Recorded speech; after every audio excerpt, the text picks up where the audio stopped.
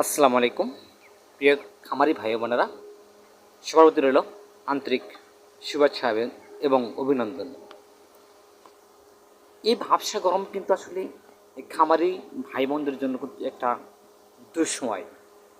আর এই দুঃসময় থেকে বাঁচার জন্য যা করণীয় সেটি হচ্ছে মুরগিকে সুস্থ রাখার জন্য যে বিশেষ কাজ রয়েছে সেগুলো গুরুত্ব সহকারে মেনে চলা, এবং সেগুলো মেনে কিন্তু আসলে খামারের যে ক্ষতি সেটা পুষিয়ে ওঠা সম্ভব। তাই আজকের এই ভিডিওটি আপনার জন্য। যদি আপনার খামারে এই ভাবসা গরমে মুরগির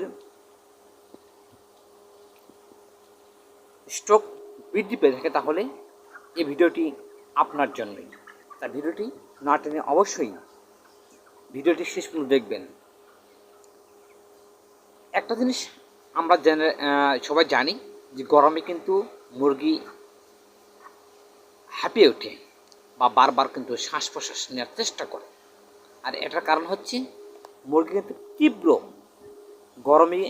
গরম সহ্য করতে পারে না, যার কারণে সে কিন্তু বারবার নিঃশ্বাস পালানোর চেষ্টা করে। আর এটাকে স্বস্তি আনার জন্য কিন্তু সামান্য কিছু উপায় রয়েছে, সেটি কিন্তু আসলে আমরা যদি মেনে চলি তাহলে কিন্তু এই যে মুরগির হিট স্ট্রোক করে মারা যায় সেটা কিন্তু রোধ করা সম্ভব। আর এটা এই পদ্ধতি অবলম্বন করে কিন্তু অনেক খামারে কিন্তু সফলতা পেয়েছেন। আর সেটি হচ্ছে এই যে আমরা যে খাবার পানি দিই বা খাবার পানি যে দিয়ে থাকি সেটা কিন্তু আসলে আমরা দীর্ঘক্ষণ ধরে রাখি।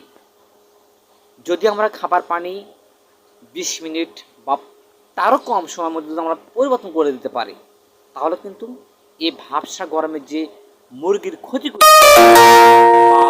মুরগির যে হিট স্ট্রোক হয় সেটা কিন্তু অনেক কমে যাবে। কারণ এই ঠান্ডা পানি খাওয়ার পরে মুরগি সুস্থ থাকবে, সতেজ থাকবে, শরীরটা সুস্থ থাকবে, যার কারণে এই ঠান্ডা পানির বিকল্প নেই। তাই আমরা অবশ্যই এই মুরগির হিট স্ট্রোক এবং সুস্থ রাখার জন্য, হিট স্ট্রোক কমানোর জন্য এবং সুস্থ রাখার জন্য প্রচুর ঠান্ডা পানি খাওয়াতে হবে। তাহলে অবশ্যই সফলতা পাওয়া যাবে। ধন্যবাদ।